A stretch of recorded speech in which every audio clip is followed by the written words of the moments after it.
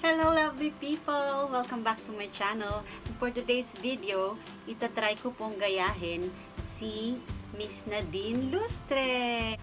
So, hindi po ako masyadong familiar with Nadine Lustre, pero may mga nagsasabi kasi sa akin na gayahin ko daw yung makeup ni Nadine Lustre. So, hindi ko ipapromise na magiging kamukha ko si Nadine Lustre, pero gagayahin ko yung way ng pagme-makeup niya. And we'll see, malay mo naman, maging kahawig kami, kahit konti lang.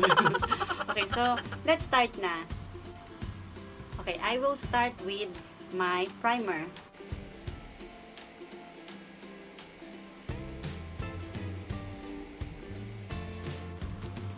So, after ng primer, ang next na gagawin ko is maglalagyan ko ng eye tape. Like as I said, hindi ako familiar with Nadine Lustre.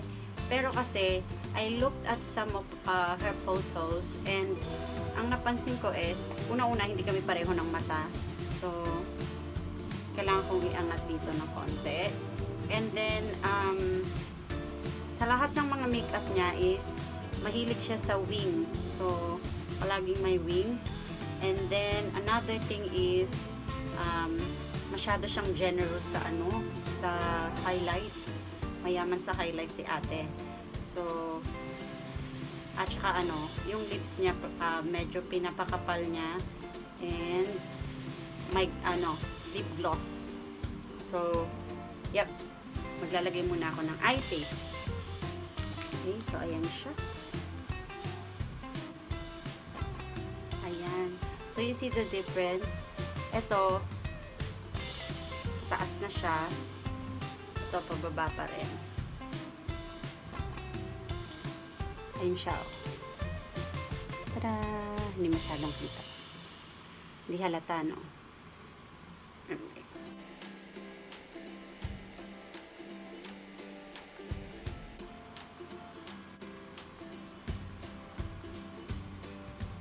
Ayan. So, nagkaroon na ako ng deep crease. So, after ng eye tape, I will proceed with foundation.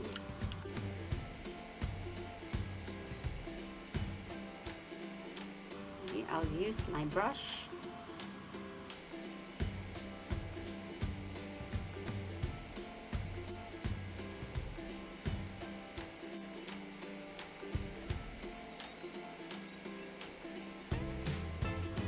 Okay, siguro mag-focus ako more on sa eyes ko. So, ang gagawin ko na lang muna is, maglalagay na ako ng eyebrows at saka eyeshadows. And then, the rest, mamaya ko na lang i-continue. Okay?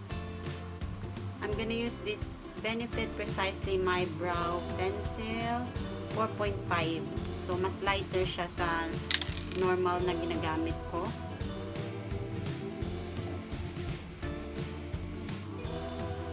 Magkaiba kami ng shape ng kilay ni Nadine. So, ibahin ko yung kilay ko.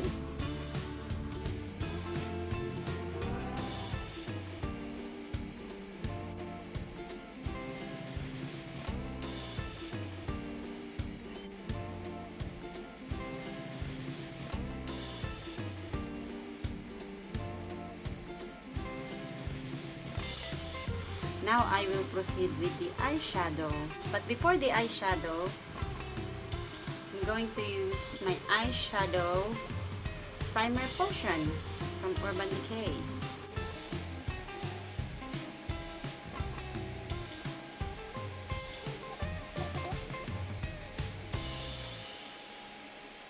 Okay. So, I think for the eyeshadow, ang gagamitin ko, ito, yung NARS. Kasi yung kulay niya is puro mga neutral colors. Parang puro ganun kasi yung ginagamit ni Nadine. So, let's start. I'm using Benefit brush. I'm gonna create my crease. Parang masyadong dark yata i-touch.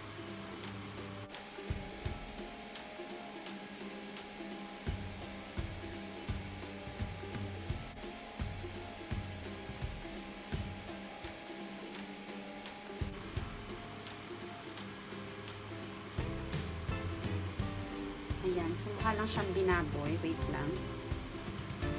Tapos, nag-start na ako sa light color. Ito.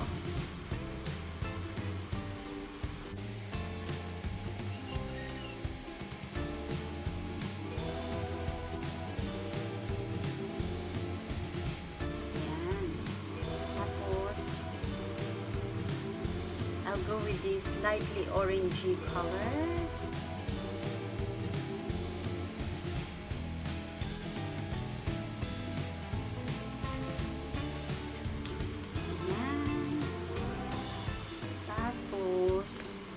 Lagyan ko nito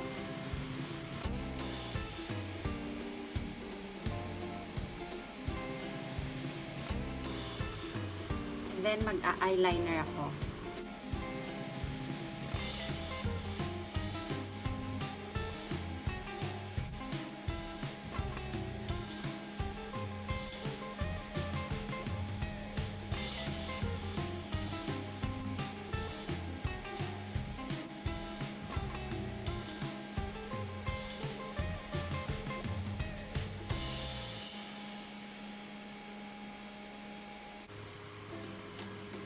Okay, so yan muna.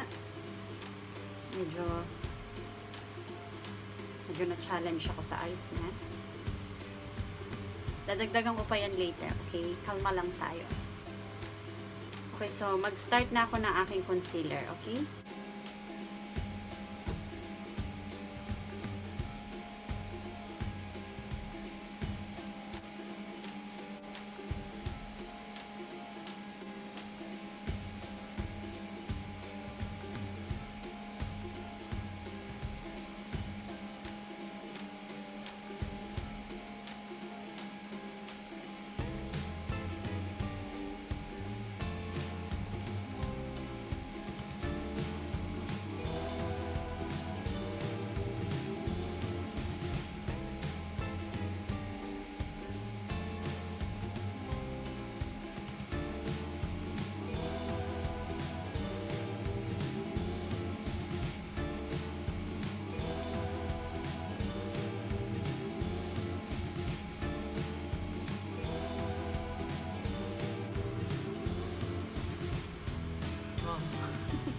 Then I will use the Hourglass ano to, translucent powder. Magbe-baking tayo.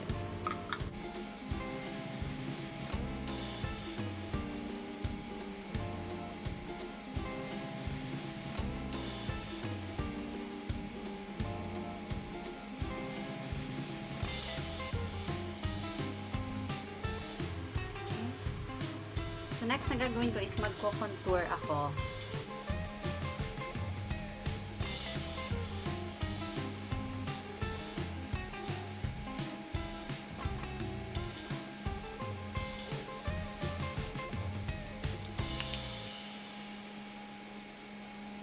Ayan, kasi matangos yung ilong ni Nadine.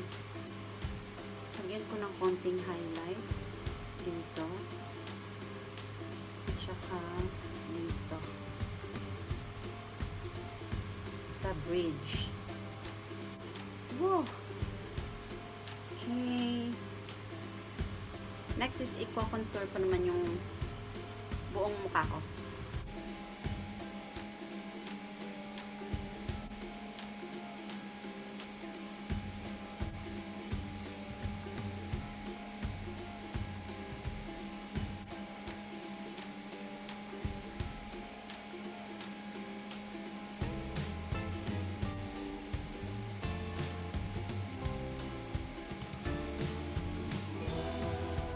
Okay, balik tayo sa eyes.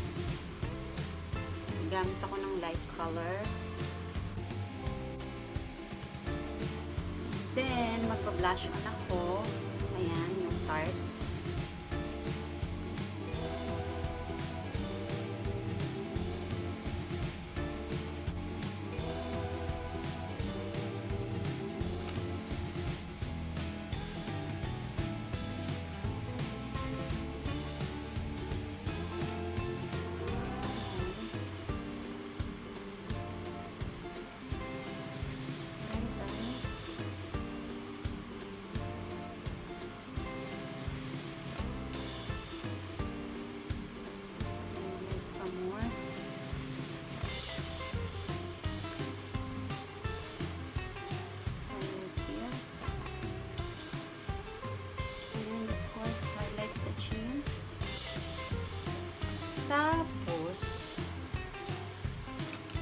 magmamascara naman tayo.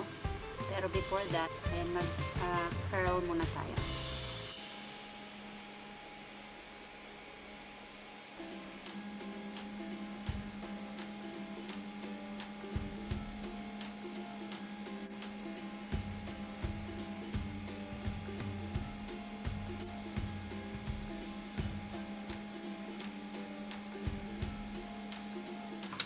Next is falsie or false lashes.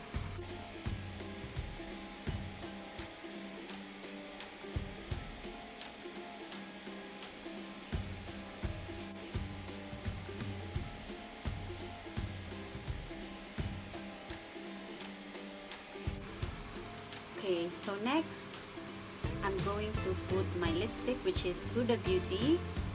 The shade is Trendsetter.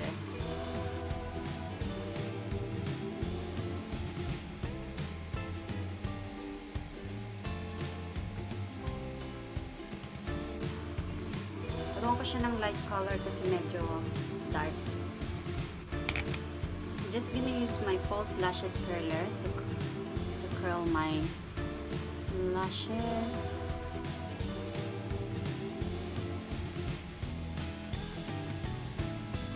Maglalagay ako ng konting glitters dito. I'm using Stila.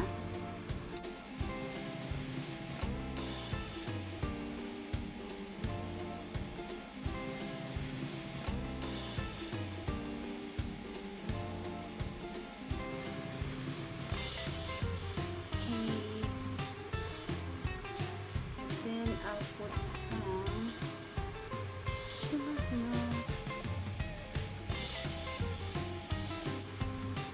and then lip gloss.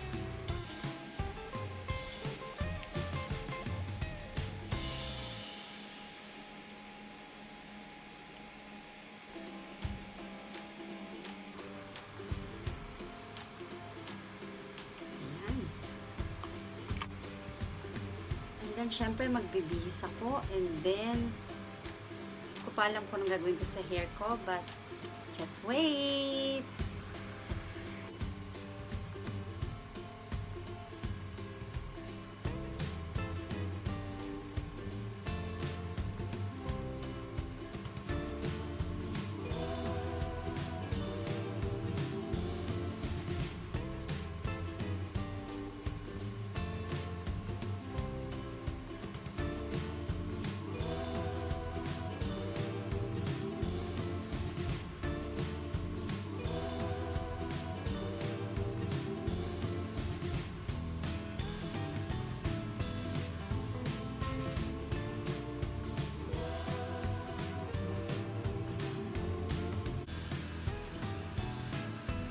Right, so what can you say about this video? Is it a nay or a yay?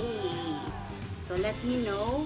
Sana nagustuhan nyo. And if you do, please give this video a thumbs up. And if you haven't subscribed to my channel, please subscribe and hit the notification bell so that you are updated every time I upload a new video or I'll go live streaming. Until next time, I'll see you in my next vlog. Bye!